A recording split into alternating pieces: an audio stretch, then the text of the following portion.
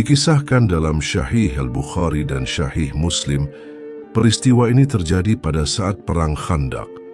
Saat itu kaum muslimin sedang menggali parit di sekitar Madinah. Keadaan mereka sangat lapar, perut diikat dengan batu karena tidak ada makanan. Salman Al-Farisi, Jabir bin Abdullah dan para sahabat lainnya ikut menggali dalam kondisi lemah. Jabir bin Abdullah yang merasa iba kemudian mendatangi istrinya. Ia berkata, "Aku melihat Rasulullah sangat lapar. Apakah engkau punya sesuatu untuk kita hidangkan kepadanya?" Istrinya menjawab, "Kita hanya punya sedikit gandum dan seekor anak kambing kecil. Jika engkau rela, mari kita masak dan undang Rasulullah." Maka Jabir pun diam-diam pergi kepada Rasulullah dan berkata dengan penuh hormat, "Wahai Rasulullah, kami punya sedikit makanan. Jika engkau berkenan, datanglah bersama beberapa sahabatmu." Jabir menyangka Rasulullah hanya akan membawa 2 atau 3 orang. Namun Rasulullah tersenyum dan mengangkat suaranya, "Wahai seluruh pasukan Khandaq, mari kita makan di rumah Jabir."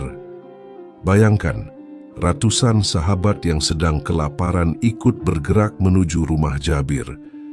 Jabir pun berlari pulang, wajahnya pucat. Ia berkata pada istrinya, "Celaka, Rasulullah mengundang semua orang." Istrinya justru tenang dan berkata, "Jika beliau yang mengundang, maka Allah yang akan mencukupkan." Setibanya di rumah, Rasulullah meminta adonan roti ditutup dengan kain dan daging dimasak dalam kuali.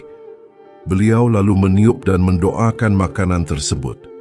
Setelah itu, para sahabat masuk bergiliran 10 orang demi 10 orang, makan dengan kenyang, lalu keluar dan berganti dengan kelompok berikutnya. Ajaibnya, makanan itu tidak berkurang sedikit pun, hingga seluruh sahabat yang berjumlah ratusan selesai makan dengan perut kenyang. Jabir berkata, "Aku melihat dengan mataku sendiri, makanan yang sedikit itu tidak habis hingga semua orang kenyang." Rasulullah pun tersenyum dan bersabda kepada Jabir, "Makanan yang diberkahi akan selalu cukup, bahkan lebih dari yang engkau sangka." Para sahabat yang hadir saat itu, seperti Salman Al-Farisi, Hudzaifah Al-Yamani, dan Umar bin Khattab, semuanya bercerita dengan penuh keyakinan. Mereka menyaksikan mukjizat ini bukan sekali, tapi berulang dalam perjalanan bersama Rasulullah. Mukjizat ini mengajarkan bahwa keberkahan bukan diukur dari jumlah, tetapi dari doa dan ridha Allah. Sesuatu yang sedikit bisa mencukupi banyak orang jika Allah menghendaki. Peristiwa ini diriwayatkan dalam Sahih Al-Bukhari, Sahih Muslim, dan banyak kitab hadits lain dengan sanad yang sahih.